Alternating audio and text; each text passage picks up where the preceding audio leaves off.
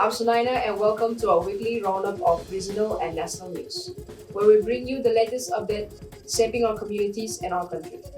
Stay tuned as we delve into the events that have unfolded across our nation over the past week, from political development to social issues and beyond. I'm Ringnim. Thank you for joining us for our weekly wrap up of regional and national news. Over the next few minutes, we'll be highlighting the significant stories making headlines across our regions and the country. From local affairs to national policies, we've got you covered. Let's dive into the stories that have captured our attention this week.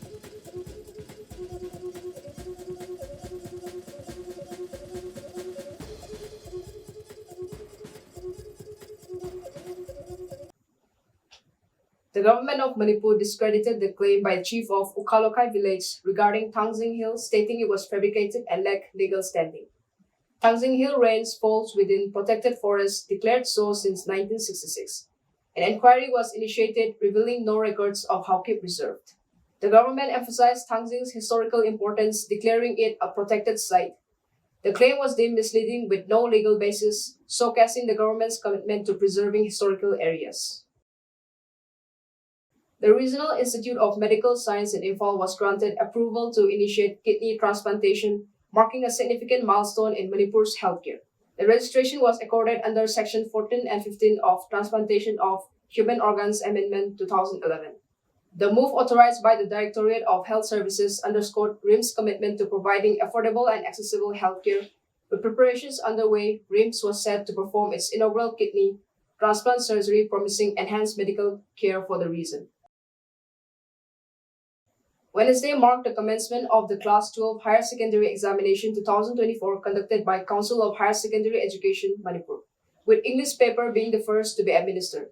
Students from arts, science, and commerce streams appeared for the exam across 111 designated centers statewide. The examination scheduled from February 21 to March 30, 2024 commenced promptly. Authorities were vigilant in ensuring the smooth conduct of the examinations and no untoward incidents were reported.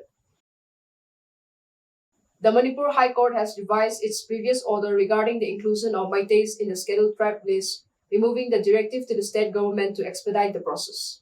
This decision follows ethnic violence and legal challenges. The High Court cited the Supreme Court's jurisdiction over tribal list modification, shifting responsibility to the central government. Despite the modification, discussion between the state and the center continue, with the center awaiting recommendations from the state.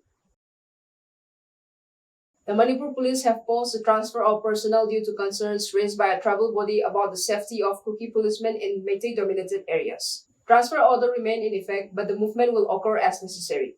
This decision comes amid ethnic tension between the Kukis and Meiteis, which have resulted in numerous casualties and displacements since May 2023. A bomb blast occurred at DM College campus, Thamaiban, around 9:23 p.m. on Friday. Two individuals were injured and rushed to Ras Medicity Hospital for immediate medical attention. Police teams were at the blast site conducting preliminary investigation to determine the cause and nature of the incident. The injured persons have been identified as Oinam Kenezi of Utpokpi and Salam Michael of Kebulamzam. Unfortunately, Kenezi passed away due to the injuries sustained. In a recent outbreak of violence amidst an already tense situation in Manipur, a group of miscreants set fire to the UCM office along with the Machalema School and Kada office on Friday night. This incident comes after a blast that occurred outside DM College at Thamaiban on Friday, February 23. Currently, no group has claimed responsibility for the arson. Now, moving on to the national news. Over 17 kgs of methamphetamine was seized by the Excise and Narcotics Department of Mizoram. Along with the Young Mizo Association, a Myanmar national named Hangtin Kara was arrested in connection with the drug haul, which was intended for sale outside Mizoram. Prime Minister Narendra Modi inaugurated and laid the foundation for various educational institutions worth 13,375 crore in Jammu. The projects included permanent campuses for IITs, IIMs, and other educational institutions, emphasizing the development of education and skilling infrastructure across the country. Senior politician Sharad Pawar criticized Prime Minister Narendra Modi, claiming that he attends the Rajya Sabha for only 20 minutes when crucial issues are discussed.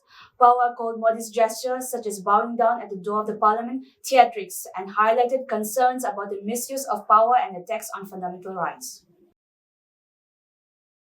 A civil society group in Mizoram protested the central government's proposal to fence the India-Myanmar border and the free movement regime. The demonstration, organized by the NGO Coordination Committee, opposed the move, stating that it goes against the principles of India's Act East policy. Manipuri cyclist Khwairakpam Meitei played a crucial role in India's historic performance at the Asian Track Cycling Championship.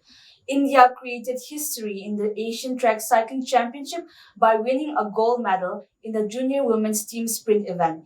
The men's junior team also secured a silver medal. In the para team sprint event, India won another silver, contributing to a total of 4 medals on the opening day of the championship.